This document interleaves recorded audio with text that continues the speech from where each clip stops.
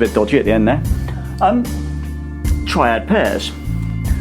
So, what are triad pairs? Now, it's a very involved, deep subject. We're only really going to scratch the surface of it, and we're really only going to be looking at it over this backing track, this D minor 7 backing track. So I'm just using the D Dorian scale, should I say, all of our harmonic information coming from the parent scale of C major. I'm just using notes from the D Dorian scale, no added extra, kind of outside stuff. But what I did there in that quite ropey demonstration video, I was playing, just on the top 3 strings, I was playing these sus2 arpeggios. Had to think about it then. So I'm basically playing a G sus2 and an F sus2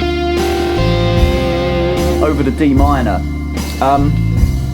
So we've got the notes of G, A and D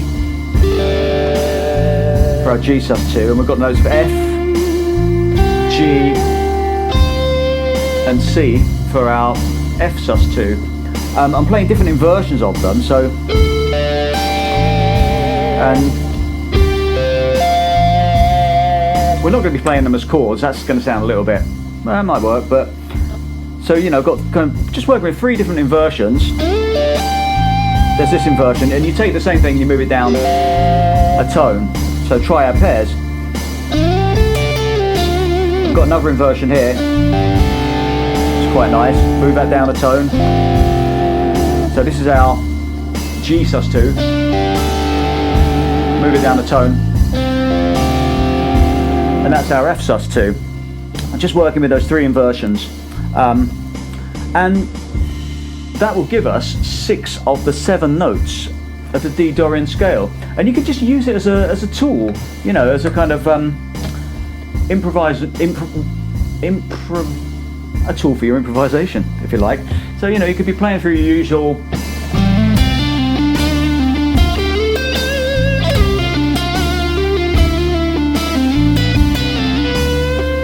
D Dorian stuff. Sorry, it's very early.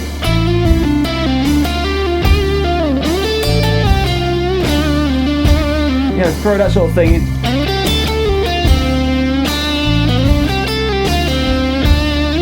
That was quite nice because I kind of went up one, down the next, and if you're aware of where your kind of chord tones are, you can obviously target them and land on them.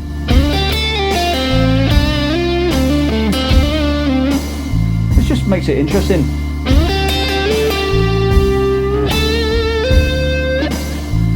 And you can get, that's one I like. So I'm using this upper inversion, I'm using these 2. So this is our G sus2 and this is our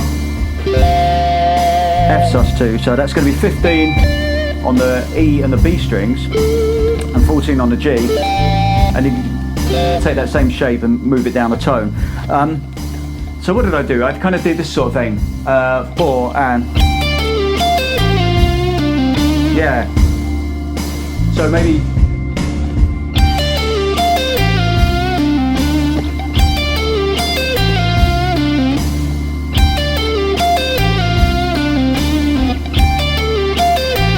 or you could get interest, kind of displace the rhythm, kind of syncopate it, so,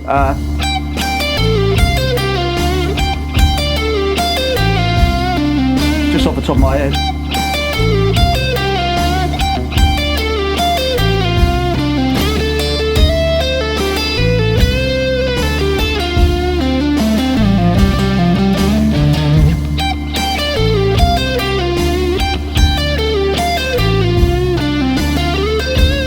So I kind of make a hook out of it there. I kind of, rein back to it in the end, at the end.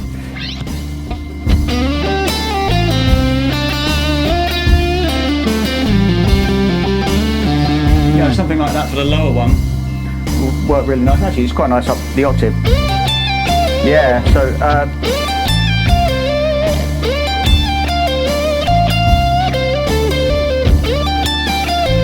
Yeah, I like that. So maybe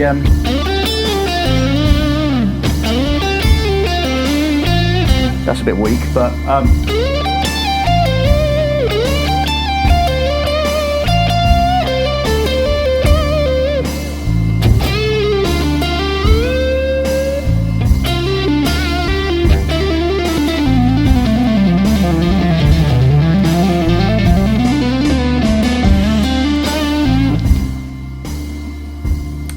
so those are the sus2 triad pairs, but maybe I should have started a little bit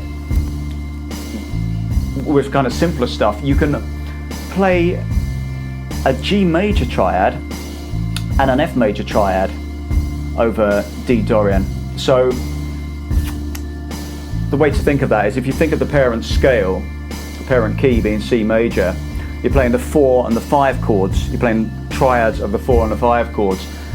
And that'll sound quite cool, you know, kind of paired with your usual kind of Dorian stuff. So we've got, you know, if you know this triad, just the top part of a, well, I guess what would be a kind of a G bar chord, and you can move it down the tone for F, kind of land on the minor third.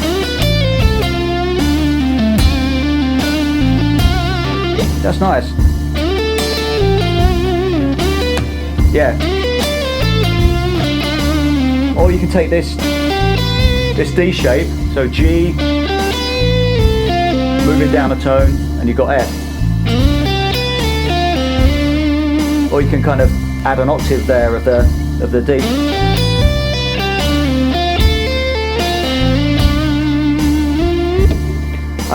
Or even up here. So again, at the top part of a, I guess, you know, what would be the triad that exists on the top part of a G bar chord or an F bar chord. Might have to be a little bit careful with your muting with that, but that's, you know, that's a concept that's going to work. Let's make it work. Let's see if I can play something interesting. So,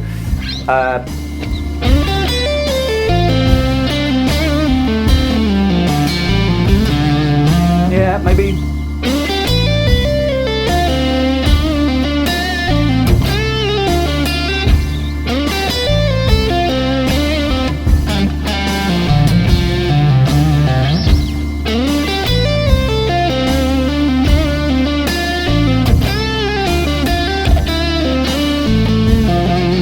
So what I was doing now was a little bit of shoehorning, not necessarily starting on the 1, but just kind of playing around this G and this F triad. And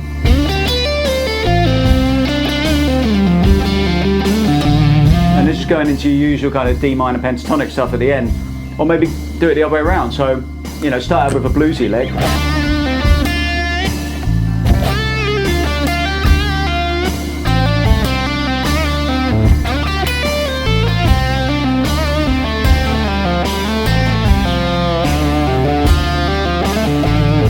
You know, you don't have to stick to the top 3 strings. You can play, you know, on any kind of 3 string.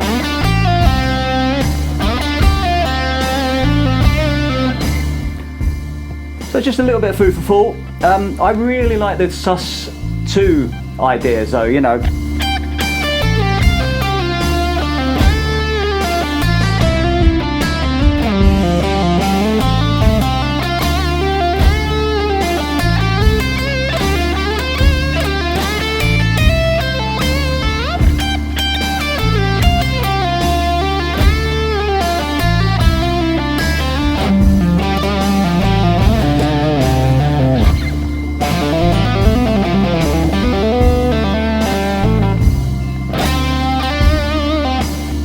So see how you get on with that, and I'll see you next time. Cheers.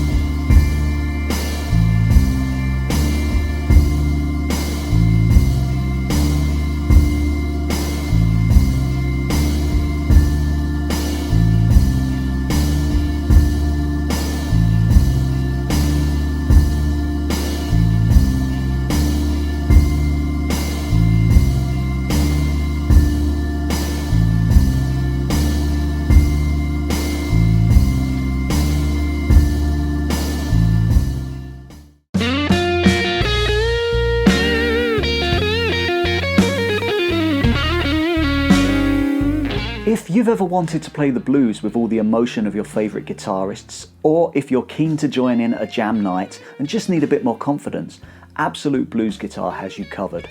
We offer an immersive course, and whether you're a beginner or an experienced player, we're committed to making an authentic blues guitarist out of you. Everything we teach is broken down note for note, written out in tab and standard notation, and accompanied by high quality backing tracks. We give you all the tools you need to play classic blues and beyond. There really is nothing missing. My name's Bobby Harrison, I'll be your teacher, and I'm very much looking forward to seeing you inside.